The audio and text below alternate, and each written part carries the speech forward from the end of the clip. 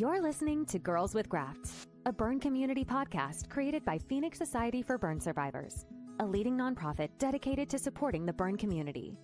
In this podcast, we'll talk with burn survivors, share resources to help with supporting and improving burn recovery, and discuss how to prevent burn injuries. Here are your hosts, burn survivors and Phoenix Society's marketing team, Amber Wilcox and Rachel Kudlak.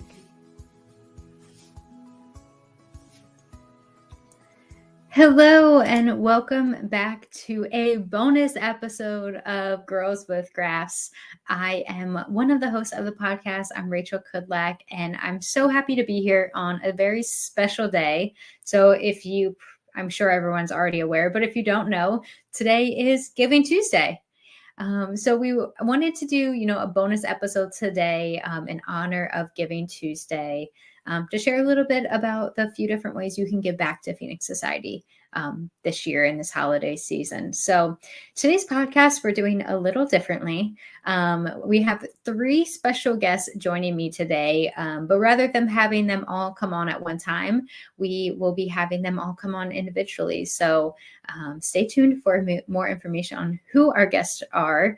But I just wanted to give a little background on, Giving Tuesday itself. So Giving Tuesday is a day of global generosity. It's a movement about unleashing the power of radical generosity. So Giving Tuesday actually started in 2012. I'm sure all of your favorite nonprofits are participating in Giving Tuesday, but it's really all about a simple idea of encouraging people to do good. So in honor of Giving Tuesday, we wanted to highlight a few of the different ways you can get involved and give back to Phoenix Society and the burn community. And they're not all, financial gifts. Of course, giving a financial gift is one way to give back and one easy way to give back. But there's so many other ways to give back. We know not everyone is in a financial place to make a donation. So we wanted to share some of the other ways you may be able to get involved and, join Phoenix Society and join our movement. So really what today is all about is, inspiring you to find a way that's right for you to give back, and find a way to give back that's meaningful to you. Maybe you do want to volunteer. Maybe you want to participate in research. Maybe you just want to give a donation, whatever it may be. We hope this podcast inspires you to find a way to give back today. And at the beginning of every podcast, I normally share a quick little partner intro, but today's podcast is powered by you, our listeners, our burn community. As a nonprofit, we do rely on the support from our donors, our volunteers, our supporters, and our advocates. And we couldn't do it without you. And we sincerely thank all of you for all that you do for our community. And our first guest for today's podcast is Robert Duvall. He has been the fire investigator for the NFPA, which is the National Fire Protection Association, which is based in Quincy, Massachusetts since 1997. Robert is responsible for conducting investigations of technically significant incidents in order to gather lessons learned from each incident to apply those lessons to improving NFPA codes and standards. The investigation of these incidents includes documenting the emergency services response, the structures involved, as well as the events leading up to and following the incident. Additionally, Robert was named the New England Regional Manager for NFPA in 2003. His region recently expanded to include both New Jersey and New York and is now referred to as the Northeast region. In that position as the regional director, Robert is responsible for outreach within the Northeast states regarding code adoptions and training. He also serves as a point of contact for stakeholders in the NFPA process, including the fire service, engineering, and safety professionals. So thank you so much, Bob, for joining us on the podcast today. Well, I'm glad to be here. Yes. Well, I know I just read a little bit about your bio, but before we kind of dive into Team Phoenix, do you mind sharing just a little bit more about yourself and how you got connected to Phoenix Society? Sure. In addition to the NFPA work that you mentioned, I've been in the fire service since 1981. officially. And then I used to hang out at the fire station a long time before that because my house was about 200 yards from the fire station. So spent a lot of time there. So I've been in the fire service as a firefighter, fire officer, and now a fire chief since 1981. So the NFPA work was a way to meld my engineering degree with the fire service background too. So, and all that goes with it. That's awesome. Well, we brought you on the podcast today, as I mentioned, to talk a little bit about Team Phoenix. So just this past October, you ran the Hartford Half Marathon as part of Team Phoenix, and you raised over $4,000. So first of all, thank you so much for your support of Phoenix Society. But this isn't the first time you ran a race in honor of us. So can you tell us about how you got started? Sure. About 2012, my boss at the time, Gary Keith, and colleague Peg Paul, who was associated with the Home Fire Sprinkler Coalition at the time, Peg was going to run in Chicago with some folks, and she had gotten connected with the Phoenix Society. And Gary mentioned to her, hey, I've got an employee and a friend that runs, and he's going to be running a half marathon in Connecticut. Could we get him on the team? So Peg reached out to me, and I said, oh, certainly. So I ran a team of one in Hartford in that October, and Peg ran with some friends in Chicago around that same time. The Hartford and Chicago marathons are usually pretty close together in early October. So from there, Peg ran a couple of more years in Chicago, and every year I would run in Hartford.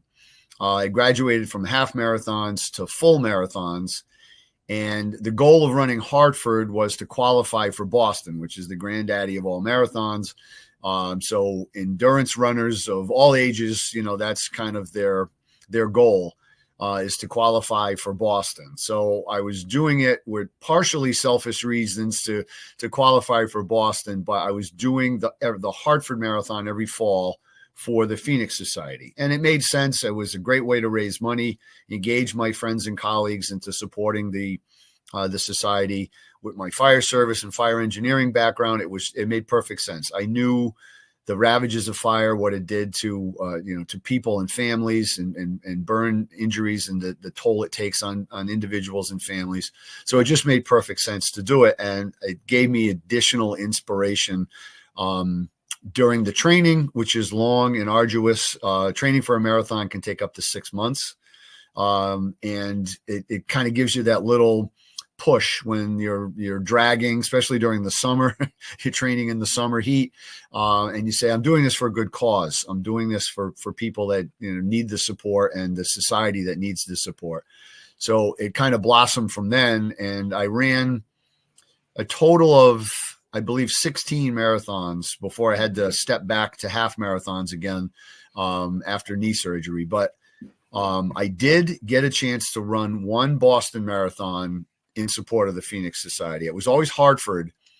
And then with the pandemic and all the chaos that caused, they ran a Boston Marathon in the fall in 22, I believe, or 21.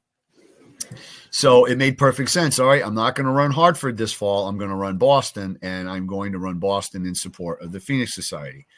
And as luck would have it, the weather was perfect. The conditions were perfect. And I ran my best Boston time that year in the fall. So since, then with my knee surgery, I had to skip a year or two. And during that time, I talked to Amy Acton. We were at a function together. And I told her I'm racking my brain to find some way to raise money in the fall, but I can't run. So I said, what am I going to do that? So I had been recuperating from the surgery on my bike, and because it's low impact, you're not beating yourself up, but I could still get my cardio workout. So it dawned on me while I was riding my bike one Sunday, saying, why don't I do a 50-mile run on my bike, use the waypoints as fire stations in my neck of the woods in northeastern Connecticut. So I would ride from station to station, and for a grand total of about 50 miles. So Amy thought that was a great idea, and we said, all right, let's do it. So I pushed out a notice to all my friends. I created the fundraising page through the Phoenix Society, and I've got a ton of support from my friends and colleagues, and raised, I have no idea, a couple of $1,000s. And I got my workout in. I did, a marathon on a bike plus, but it was also a means for me to continue to fundraise. And then this year I was back to running again, and it made perfect sense to go back to where it all started in Hartford and run a half marathon just like I did in 2012 and do it all over again. So the plan is to stay with half marathons, and next fall, I'll, about midsummer, mid to late summer, I'll start raising funds again for another race in October. Yeah, well, that is amazing. And again, thank you so much for, not just this past fall, but your bike race and all the marathons and half marathons you've ran in support of Phoenix Society. So for those listening who may not know what Team Phoenix is, it's really just a crowdsourcing peer-to-peer fundraiser. Whether you're running a marathon or a 5K or a mile fun run, it can really be whatever. I know around Thanksgiving, people always do those turkey trots and things like that.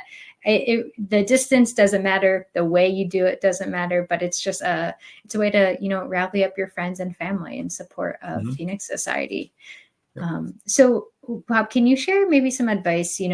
I like running. I'm not a great runner, but maybe I'm intimidated to kind of sign up for a race and get folks to kind of rally behind and help me raise funds. So what advice do you have for someone like me?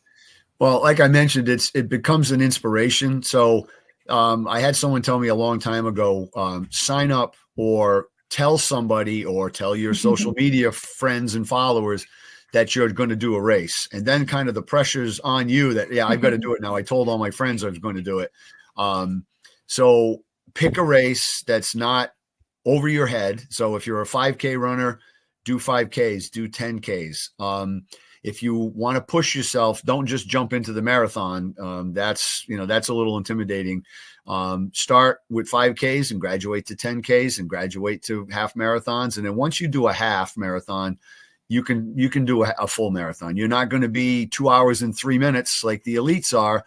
But if you shoot for 4.5 hours at a nice, easy pace that's not beating you up too bad, then you can do it. And you tell people, I'm doing this for a reason. I'm raising money for a great cause, and it gives you the inspiration. And your friends will say, "Hey, that's a great idea, terrific. Here I am to support you," and send whatever they can to contribute. But like you said, it doesn't matter the length of the race. Some people are 5K runners. They'll do 10 or 12 a year just locally and pick a good cause or a good location. Some people like to run in as many locales as they can. Sometimes they'll pick a destination race and get on a plane and go to Florida or go to California or even Hawaii or something, just to say, well, I went on vacation and I ran a 5K so I could eat whatever I wanted while I was on vacation. But things like that, don't be intimidated, but promise somebody or tell somebody that you're going to do it. And then you're kind of like, oh, I can't back out now. I told everybody I was going to run the race. Once you post it on the internet, you can't take it back. So absolutely. Yep. No, that's so great. So, why do you love giving back? This isn't something you've just done 1 or 2 times. I mean, even when you were injured, you found a way to ride your bike instead. So why is giving back so important to you? Well, it's kind of the nature of the work that the Phoenix Society does. Like I mentioned earlier, as a firefighter, we show up on people's worst days, and then as a fire investigator, we get to see the aftermath of people's worst days, whether it's a fire, an explosion, a collapse, or anything like that. So firefighters by nature want to help. They're problem solvers. When people have a problem, they don't pick up the phone and call just anyone. They call the fire department, and whether it's a cat stuck in a tree or people trapped in an elevator or a bad fire, bad car accident. So in that way, I wanted to give back, or I wanted to help solve a problem and contribute back to, all these courageous folks that have been injured in fires or other incidents where they've been burned, and all the people that support them, all the staff at Phoenix and the other agencies that, whether it's burn care people in the hospitals and healthcare, or support people after the survivors get out of the hospital. I wanted to be able to support that and give back in a way. Running is solitary unless you run with a big group, and you have a lot of time to think while you're running. Even if you've got music blaring in your ears, there's still a lot of time to think. And, you think back on that, you're looking for inspiration or something to kind of nudge you on a bad day, or a day when you don't feel like getting out of bed to go run. It's getting cold in the morning out here in the Northeast now. And to say, oh yeah, I'm going to go outside, it's 32 degrees. And say, well, that toughen up. There's people that are in worse cases than you, and that are struggling and recovering from injuries. And you can go out and run when it's cold, or you can run when it's really hot, to support these people and to raise their spirits, or get funds for programs that are going to help them, in their recovery. Definitely. Well, what's one piece of running advice you'd want to share with someone who maybe wants to sign up for a half marathon or a marathon? Well, I follow a lot of elite runners on social media just for their little tips and stuff. And many of them are very, very humble, and they don't want you to think that they're, the second coming or anything like that. And many of them just say, well, one of them is Des Linden from out in the Midwest. She's a marathon runner. She won the Boston Marathon in 2018. I ran that year. I feel like a kindred spirit with her, because it was raining sideways, and it was like 36 or 37 degrees. It was the most miserable conditions. And one of her mantras is, keep showing up. And that's kind of it. I mean, you don't feel like running, or you've had a bad day, put your shoes on and go out and run. You're intimidated by the distance that your plan calls for that day. You say, well, it says I got to go out and do 12 miles today. I don't feel like doing 12 miles. Well, go out and do what you can. If you do 10 miles, that's 10 more than you would have done if you sit on the couch. And there's these, there's all kinds of little inspirational sayings. And one of them is, even if you go out and run a mile, that's a mile more than somebody who didn't leave the house or didn't want to get up off the couch would have run. So keep showing up is the big one. And just the more you do it, the more practice you get, or the more you acclimate your system to it, the easier it gets. So you find you progress from a 5K to a 10K, and the 10K was kind of easy. Well, if you can do a 10K, you can do a half marathon. You just have to add a little bit of mileage and some dedication and training. But it's don't get discouraged. You're going to have bad days. Everybody is sore and doesn't feel good or feels drained. Don't get discouraged because you have a bad day. Just get up the next day and try it again. And the one other thing is, don't ignore your body telling you that take a day off, or maybe you should go to the doctor. that hasn't gotten any better. That ankle, that knee, that whatever. That's what happened to me. I felt a twinge, and I tried to work around it for a while. Finally went to the doctor, and he said, I'm going to have to operate on you. I said, well, I'm training for the Boston Marathon. He goes, run the marathon. I'll operate you on you after the race. He says, you can't make it any more torn. It's not going to get any worse. Run the marathon, and then I'll fix it afterwards. So that was kind of good news for me. I got to finish my training and ran the race. It wasn't my best time, but I felt really good that I did it on 1.5 legs, and I had friends there to support me and my family. So, don't ignore the advice of your body, but don't give up. Don't just say, oh, this is too hard, and fold up and, don't do anything, because you'll regret it.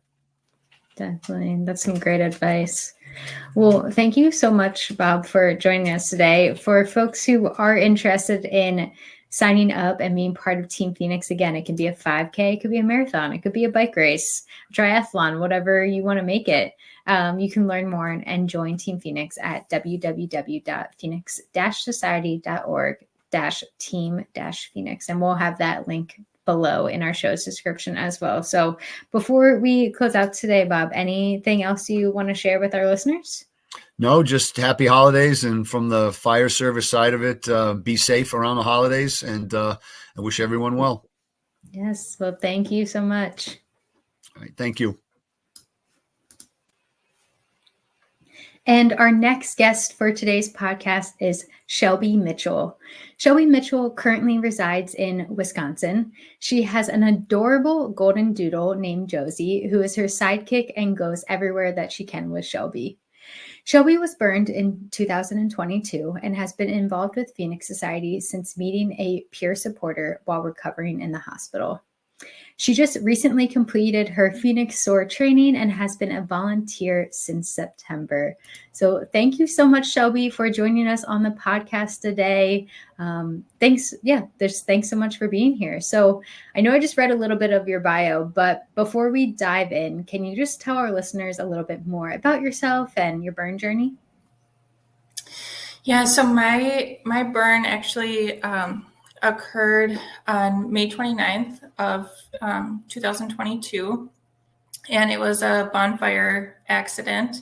I had thought the bonfire went out, that it was completely out, and I was just approaching the burn area, and I had a gas can in my hand. I was still a good distance away, probably more than 6 feet. But just all the right things happened that day with it actually being a little unseasonably warm. So I think that kind of led to some fumes as well. So like I said, I wasn't aware that the fire was even still possibly going, but even just me getting close enough, the fire exploded. My pants caught on fire, and I sustained third-degree burns to the majority of my legs, a little bit on my feet. Because I was in such a small area in the Upper Peninsula of Michigan, they did not have a hospital adequate to take care of what I needed. So I was actually flown from this small hospital. Actually, it was quite a journey that day.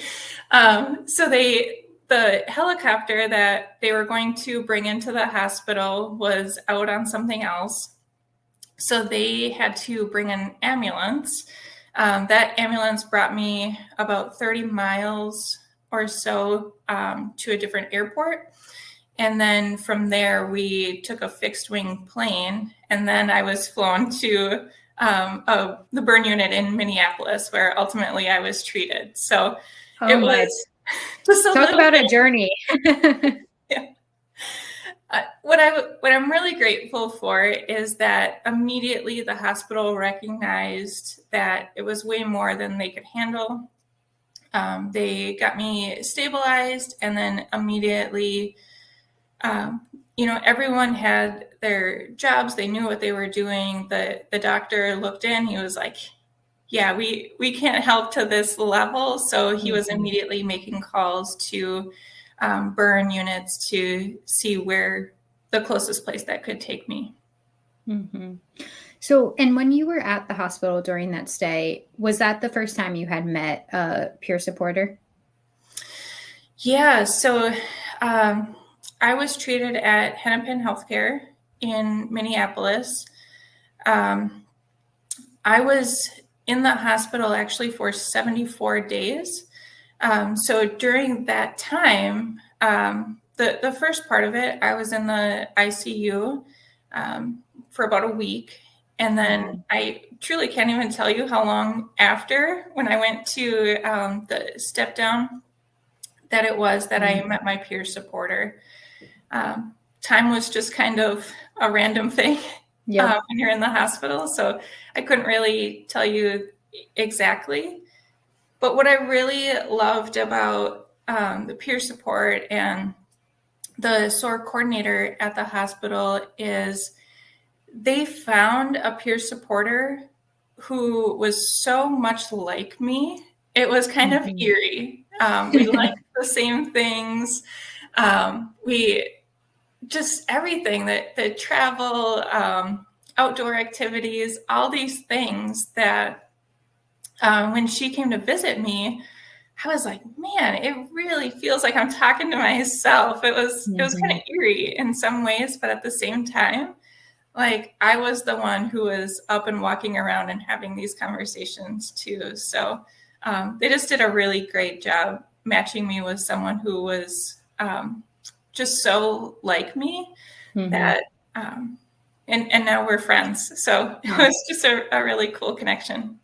That's awesome. Well, thank you so much for sharing your journey with us. As I shared earlier, it is Giving Tuesday. So we're highlighting all the different ways that you can get involved with Phoenix Society and give back. And one of those ways is Phoenix SOAR. So for those listening who may not know what SOAR is, Phoenix SOAR stands for Survivors Offering Assistance in Recovery. So it's really a peer support program. It connects survivors as well as loved ones with others who have experienced similar trauma. And in your case, someone very similar to you. And we know that's so important, when you have just a connection beyond the burn. All of our burn journeys are different. All of our stories are different, but we have commonalities, we have similarities, and it can make a huge difference when, you have someone that eventually becomes your friend and isn't just, someone telling you about the burn journey or whatnot. So, but you recently got trained, as I shared, to become a Phoenix SOAR peer supporter. So what kind of made you want to get involved with Phoenix SOAR, aside from, getting the support? What made you want to give back and give that support to others? Well, actually, a big part of it was the connection that I had with my peer supporter. So, and I'm just generally the kind of person that I'm like, I got it, I can handle it. And just, finding a way through things on my own. That's just my own process. So at first I was a little reluctant to having a peer supporter. I didn't fully understand in those moments what that really meant. But then once I got to talk with her and she was sharing some things about herself, that opened up this whole other idea for me of like, wow, this is someone who understands on a level that maybe no one else in my life ever will. So it was just this really neat thing for me that when I felt like I was ready, that maybe I could be that same person, for someone else, that my peer supporter was for me. And it doesn't have to be such a strong connection, but, just having that person that you can talk to that truly is someone that can say, I do understand. And maybe not every circumstance or situation, but for the big things, staying in the hospital, having the grafts, the surgeries, and then the long recovery that comes after. And just having another person to say, wow, this sucks, huh? Yep. Yeah, no, that's so true, and I think about, I'm a burn survivor, and I also think about my parents who were the caregivers for me when I was in my injury. And obviously they saw me in the hospital bed and seeing me go through surgeries, and they would never complain to me about what they were going through in their journey. But having, a peer supporter who, for a loved one, just to have someone, like you said, to be like, this sucks. Like today was horrible. And those are okay. But then it's also fun when you have a friend and you can be like, well, guess what? I'm going home from the hospital, or I don't have to go back to PT, or whatever those wins are. You can have someone, just an ally that both you can share your successes and your challenges with.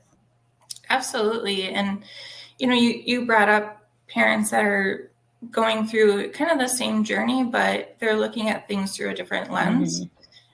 So I have been able, through my own experience, to talk to my family and specifically my mom and say, I think that you would really like to talk to someone. So then I was able to get my mom connected with a peer supporter that is not someone who is sustained a burn themselves, but is the loved one of someone who has. So just that experience and how SOAR can match, whether you're a survivor yourself, or maybe you're just a touch removed from it, of that loved one, friend, whoever. They have the person for you. Yes, definitely. And I'm really excited. We haven't really talked too much about this yet on the podcast or really in general, but we are expanding Phoenix SOAR. So it'll still be, and right now it's really hospital based, which is great because, especially when you're in the hospital, and just to have someone walk in that's healed from a burn injury can be an amazing feeling, let alone talking with them. But we are expanding it. So we're going to have Phoenix Society based peer support in Phoenix SOAR. We're going to have like a burn foundation and organization based peer support Phoenix SOAR. So it's just really exciting that, we can help and grow this program and better connect folks, especially, you talked about being in a small town and having to fly to a burn unit. For so many folks, there's not a local burn center or a local burn unit to get that peer support. So I'm really excited to expand this and, just get more and more of those connections. Absolutely. I think that's really going to be critical because even the town that I currently live in, the closest burn unit is about 2.5 hours. And then the next closest one after that is 3 hours. Or the burn center that I was ultimately did my recovery at is 4 hours from where I currently live. So having someone that would be right in my community would be really amazing. Definitely. And obviously, virtual peer support is great. And that's a great tool to use when you can't be in person. But we want to be able to have, all of the options. Some folks maybe prefer a virtual meeting, and other folks, I'm a people person. I like to be with people in person. Maybe we're going to a coffee shop or something. So just expanding that is really, really exciting. So I do have a few more questions for you, but I do just want to let folks know if they do want to become a Phoenix SOAR peer supporter, you can email phoenixsoar@phoenix-society.org. We'll also have that linked in our description. We have, our Phoenix SOAR webpage that has a lot of more information. So if you are interested, today's Giving Tuesday. It's a great day to sign up and give back. So, you shared a little bit, Shelby, about why you signed up, but what does it mean to you to give back and give that peer support to others? If I can just sum it up in a word, it's really everything. You're going to get me crying, but it's really just, in order to pay it forward. I was really grateful to have an amazing team, people that surrounded me. Not every person has that. So if I could be that person for someone else, I feel like that would really be everything to them. And my career, I work as a victim advocate. So it is just really part of who I am as a helper, kind of embedded in my soul already. So it just really felt like a natural fit for me to give back in this way. Yeah, I love that. Thank you so much for sharing that. So what would you want others to know? Maybe someone's like, I don't know if being a peer supporter is right for me. What would you want them to know, or what would you want anyone to know about peer support? Well, kind of like what I shared before is even myself, I wasn't too sure about it. I had that mindset of, I got it, just being a really private person myself, of I don't want to kind of burden anyone else with my stuff. But all it took for me was meeting with a peer supporter one time. And then it just opened the gates for me of being able to receive the support that they had to offer. So I would just encourage people to be open to the idea that even if you're really set against it, of maybe how I was, that just give it at least one time to have a peer supporter in your life, or to go through the training. Because even if you're not going to use it in the full capacity that there is to offer, you still learn a lot about how you can just help in general. So I think if there's just so many options there by going through the training. Mm-hmm. Yeah. And, I think sometimes even with the training and the courses, people will be like, I don't want to sign up for a class, but the training is really, really important because it, like you just said, it can help you just even become a better storyteller of your own story and your own journey. It may open your eyes to things that you didn't even know about yourself. And we have the training not to bore people with sitting it's virtual, but sitting in front of a computer screen, but it's really to help you become the best peer supporter you can be. Not every peer support visit is great and easy flowing. Not everyone's a heavy, maybe even a little triggering of a peer support visit. There's a great spectrum of the types of visits you can have. So we want to make sure, as a peer supporter, you're ready to give support, but then you also know how to get support for yourself as well. Absolutely. And I think that's one of the really important things that the training provides is you doing actual role playing so you can see how it feels for you to tell your story, to hear stories, to kind of walk through that. The other really important piece that I think Phoenix has taken into consideration too is that you have to be at least 1 year out from your injury before going through that. And for me, that was a little bit hard of a wait. Be like, I want to start giving back right away. I want to do this. But I understand the importance that it takes to just be able to reflect on your own situation, your healing, focus on that before you jump immediately into something else and provide help before you're ready to do that. So really making sure to have that self-care piece that's in there as well. Mm-hmm. Yeah. We have that year, gap just to, like you said, make sure you're ready. And some people leave the hospital from their burn injury and it's like, I'm going back. I want to give peer support tomorrow. And then other folks, it may take, a few years. And, if you're listening to this and you're 5, 10, 20 years out from your burn injury, you can still come back and become a peer supporter. It doesn't have to be, like a 1 to 5 year window. That's not a thing. We just make you wait a year. But after that, it's free game if you want to come be a peer supporter. Exactly. And I think, the more experience you have with something, the better you're going to be too. So, there may be situations that arise for me that I haven't had to deal with yet because I'm only at this point a little over a year from my injury itself. So someone that has that 10, 15 years experience might be a better fit, peer support fit than I might be for that person. Definitely. Well, thank you so much, Shelby, for joining us today in honor of Giving Tuesday and giving back through peer support. So as a reminder, if you are interested in the Phoenix SOAR program, whether you want to become a peer supporter or maybe you're a burn care professional listening and want to have it in your hospital, or you run a burn organization or foundation and you want to have it, whatever it may be, or if you just have questions about the program, just email us. We're happy to help. So before we close out today, Shelby, do you have anything else you want to share about yourself, the burn community, Phoenix SOAR, whatever it may be?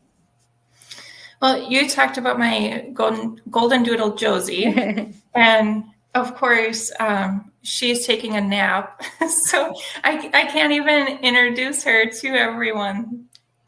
Well, I do have a photo of you and your adorable little pup. So I will make sure that gets shared so folks can see it or see her, excuse me, because my dog's also taking a nap right now. And I'm like, wow, you have such a great life. Like, can I just be a dog? That does sound really great some days, doesn't it? Yes. Well, thank you so much, Shelby. And not just for joining us. Thank you for, sharing your journey. Thank you for becoming a peer supporter. Phoenix Society, we're a nonprofit. We can't do it without the community and without the support. So yes, just thank you so much. And I hope we encouraged a few folks to go sign up to become a peer supporter today. I hope so. It's definitely worth it. Awesome. Thank you. Thank you. And our last guest today for our special Giving Tuesday podcast is a very familiar face with Phoenix Society and the Girls with Grafts podcast. So today we have Tony Gonzalez joining us again. Tony was burned on 95% of his body in February 1997. The accident was caused by a propane gas explosion at a friend's vacation cabin in Wisconsin. Tony spent the next 9 months in the ICU before spending another 2 months in a rehab before returning home to the Chicago area. He had over 80 surgeries, and thanks to his strong, close-knit family for their endless support and guidance throughout his recovery. In 1998, Tony met the founder of Phoenix Society, Alan, and his wife, Delwyn, during a peer support visit at Loyola Medical Center. He went on to attend Phoenix World Burn Congress 1 year later and was trained to be a Phoenix SOAR peer supporter in the pilot program in 2001. Since then, Tony has been actively involved with Phoenix Society and the burn survivor community. He currently serves on Phoenix Society's board of directors and gives back to the organization in many ways, including his philanthropic support. So thank you so much, Tony, for joining us on the podcast today. Thank you for having me. Yeah. Well, I know I just read your bio. I know you've been on the podcast before, but for those listeners who may not know you or much about your story, do you just mind sharing a little bit more about yourself and your connection to the community? Well, you went over the burn injury. It was 23 years ago. I remember well. Being involved in the Phoenix Society has given me an opportunity I wasn't really not sure if I'd say quite ready for, but definitely an opportunity that came about and changed my life forever. Mm-hmm. Yeah, what was it like meeting Alan and Delwyn for that first time, for that peer support visit? Like I said, it was unexpected. I was just in the hospital and they just said, "Can someone come up and visit you?" And I said, "Well, sure, why not?" Welcome visitors. But they came up and introduced themselves, told me about the Phoenix Society, and it was a meeting that lasted probably close to 2 hours. We just talked, and there was an instant connection there. I knew I wanted to be involved with them somehow, and I knew that involvement would change my life, and it obviously did. Yes, it certainly has. So, I mean, we've been talking all day because it is Giving Tuesday. And one of the probably quickest and easiest ways to make a difference and make an impact today is by giving a financial gift. So, Tony, you have been a long-time supporter of Phoenix Society. So why is giving back so important to you? Well, I guess, giving back, and, like you said, can happen in many ways, but through donations and things, it tells me that I'm making a difference. I know what the Phoenix Society can do. I know connecting with burn survivors is our biggest challenge right now. It takes dollars.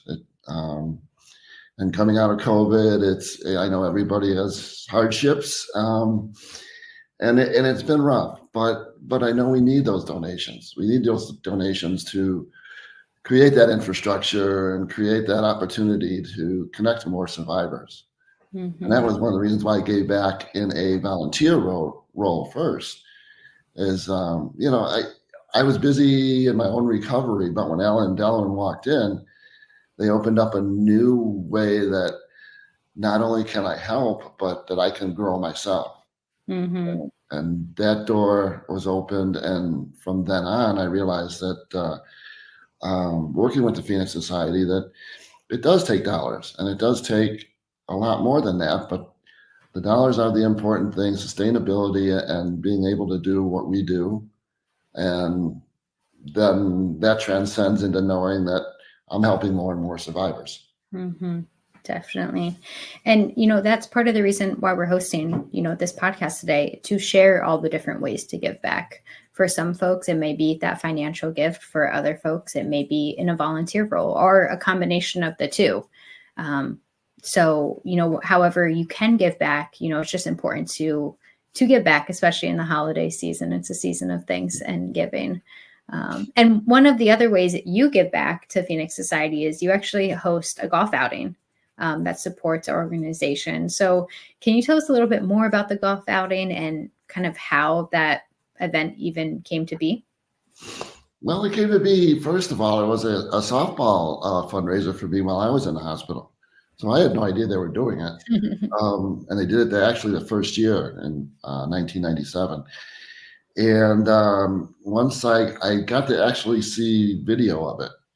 And that inspired me that I hadn't, like I said, I hadn't really thought about giving back in that way yet. I was still kind of dealing with my burns and getting back into society. But that was one of the first ways it showed that people care and that you could do things to help others. Mm-hmm. And helping others made everybody feel really good about it. And it was about a 3-year run on that. And then we changed it to the golf outing just before I met Jamie Nieto. So we had the golf outing a couple of years, and then Jamie played in it. And once Jamie got to a point where he was established himself as a burn survivor and professional golfer and professional teacher, I said, Jamie, I need your help. So he came on board and said, hey, we both love golf, and we both both love supporting the Phoenix Society and raising money. Let's do this together. And we did it together. And I think he came on board. We did it at his club in 2005 or 6, I believe. And he's been with me ever since. And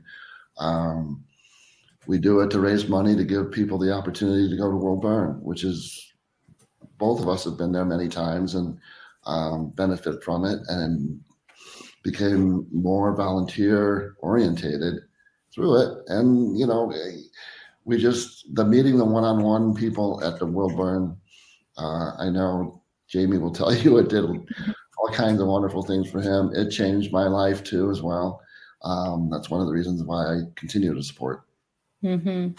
Definitely. And I think this past year was the 16th annual Burn Awareness Golf Outing. So that's awesome that both of you have been having it and hosting it for so long. And I mean, it's a huge success every year. I think this past year you had like 120 friends and family came out to support. So it really shows the power of community and how you can make an impact. Yeah, I think it was the biggest year we had, or it was really close to it.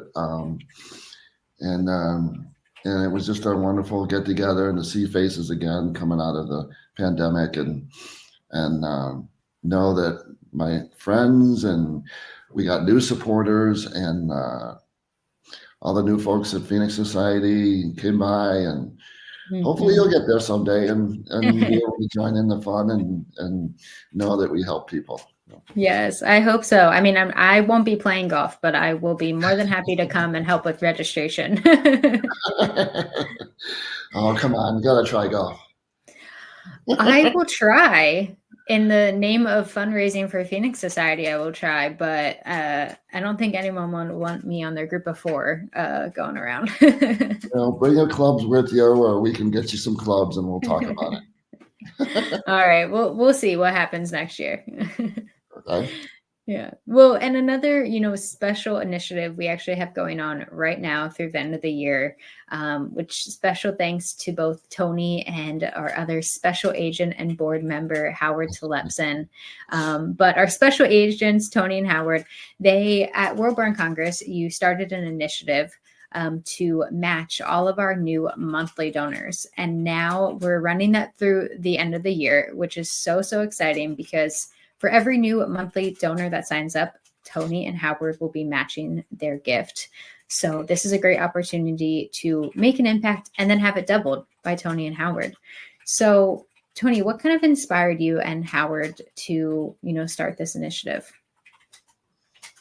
Well, me and Howard, we've been, we both think alike. We both want to move everything forward and connect as many burn survivors as we can. We're on the same page there. So we had an opportunity at the board meeting about 2 months ago in Boston. And I just kind of brought it up to Howard. I said, Howard, we both love to give. Why don't we do something at World Burn. My presentation was that now we're doing World Burn every other year. So that opportunity is going to be less and less. So World Burn was my opportunity to showcase. It's one of the premier events at Phoenix Society, and and both Howard and I believe in it.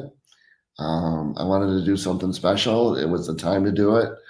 Hopefully, coming out of pandemic, people can create an opportunity, and if you want to give to one organization, this would be the one I would say, because we need it so much. And it was just a World Burn that's real close to my heart, and I just saw an opportunity there, like I said, and then it was brought up to my attention to start at World Burn with the monthly giving, which will also create our donor base too, get new people in here. That's really what the objective of it was. Mm-hmm. Yeah, and monthly gifts are so important because it really helps build, like you said, that donor base and that sustainability factor. And it's really important going into 2024. We aren't hosting Phoenix World Burn Congress in person next year. We will have it again in 2025. But those monthly gifts allow us to provide that sustainable support to survivors and caregivers and burn care professionals all year long, and no matter where they're located. Obviously, we're expanding our virtual offerings and digital reach. And balancing that with our in-person premier, Phoenix World Burn Congress. But monthly gifts are so important to, all nonprofits, not just Phoenix Society, but all nonprofits. And for as little as $5 a month, you can make an impact. And thanks to Tony and Howard, that'll be doubled to $10 a month, which is amazing. So I guess, Tony, do you have anything else you'd want to share, in terms of why folks should maybe sign up to be a monthly donor? Well, like I said, especially now that we're doing World Burn every other year now, Mm-hmm. On a daily basis, you can know you're giving, and what you're giving is making an impact and is helping survivors every day. I don't know what your number is every day, how many calls you get, how many referrals you get. Mm-hmm. It's constantly happening. It's unfortunate that people get burned. We didn't ask for it, but people get burned, and the need is growing and growing and growing as more survivors survive, and that rate increases too. Mm-hmm. So just that every day, just waking up and knowing that you're giving something, and what you're giving is helping someone get to that next phase in their journey, whatever that is. And that's what it's all about growth and just realizing that somebody's life is being bettered by, even that small donation. Mm-hmm, definitely. Yes. And I do just want to add, I did share this on the screen, but if you are listening to us and you can't see the screen, you can join our monthly giving club and double your impact by visiting give.phoenix-society.org/match23. So we'll also have that link in our show's description as well. But yeah, Tony, you brought up a great point. We do get calls and emails from survivors and caregivers and professionals as well. Every single day we get multiple every single day. And for folks who don't know, we have Lily on our team who's answering the majority of those. But she's always so busy. She has so many folks reaching out to her on a daily basis. And you're so right. With that monthly gift, you are making an impact every single month, and you're helping us help more in our community. So, think about it. I feel like people probably have said this before, but how many of us go to Starbucks or Dunkin' and spend $5 on a coffee, how many times a week? Maybe you give up one of those coffees and you make a coffee at home and you give that $5 to Phoenix Society every month. Simple as that. Plus it's getting doubled. So instead of getting one Starbucks drink, maybe you're giving two to Phoenix Society. So what could be better? Oh yeah. And like I said, so for that little amount, what you just talked about, and then, go back on that Phoenix website and see somebody that just paid it forward maybe, or, Mm-hmm. Created their own event, or just got somebody else to sign up. Mm-hmm. Give it as a gift, a Christmas gift. Somehow it'll find its way, in a spot where it's going to help somebody. Definitely. Yes. That's a great idea too. How many of us give gifts that are, just to give a gift because it's holiday season? That's what we're supposed to do. Well, how powerful would it be if you gave, your burn nurse, you made a donation in her honor or his honor or their honor? That's a great idea. And even if if you're listening and you're not in a financial position to give, we understand that. But maybe someone who can support our cause and our mission. So, even if you just share this podcast with someone, that could be a great way to give back as well. So, Tony, thank you so much for joining us today. Of course, we encourage folks to become a monthly donor and be part of yours and Howard's match. But before we end our conversation, do you have anything else you want to share, Giving Tuesday related, or anything you want to share with our community? Not really. Just that, I know we're all about Giving Tuesday, and Tuesday is a wonderful day, but you can give any day.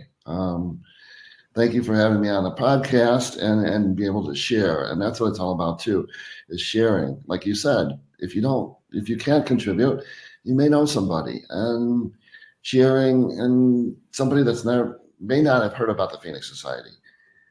This is a great way to become acquainted with them. Go over the website and give that little amount, and know that, like I say, every day you're helping somebody. Mm-hmm. You're not taking that coffee or whatever, but somebody's lives has changed. Mm-hmm. And I don't think there's any greater feeling in the world. And that's what got me started, and that's what keeps me going. So thanks again for having me, and just keep giving and keep sharing, and knowing you're making an impact. Yes. Well, thank you, Tony, so much for not only the match right now, but, all of your support, both financially and, in your volunteer roles, and your wisdom and guidance that you help Phoenix Society. We really couldn't do it without you. So we are just so thankful that you're part of our team. And I'm honored to be part of that team. Thank you. Yes, thank you.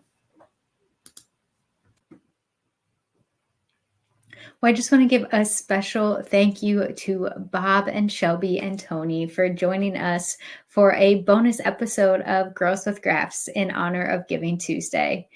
I hope this podcast inspired you to give back in one way or another.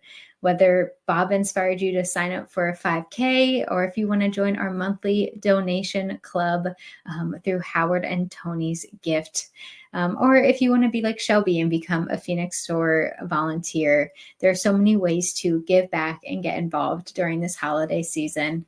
And before we close out, I do just want to give one more quick and easy way to give back. You can give back right now by liking or commenting on this podcast. If you're watching us on Facebook or YouTube or LinkedIn, hit that like button, hit that share button, share this with your friends and family. And if you're listening to us on Apple Podcasts or Spotify or wherever you get your podcast, give us a 5-star review, and make sure you share this episode with your friends and family as well. So be sure to catch us for our next live podcast episode, our chat with our CEO, Amy Acton. That's coming up on Thursday, December 14th at 2 p.m. Eastern Standard. I also have a surprise. Amber, my lovely co-host, will be back with us for that live episode. I'm so excited to get her back on the podcast with us. So be sure to tune in live for that and ask all your questions away in our comments. So thank you so much, everyone, for joining us for this Giving Tuesday podcast.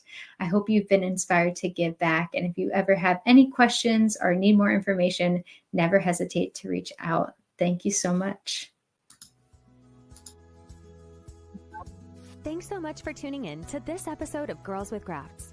If you are enjoying this content, please feel free to rate, subscribe, and leave a review wherever you listen to your podcasts.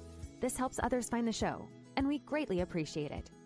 Thanks again for listening, and we'll catch you in the next episode.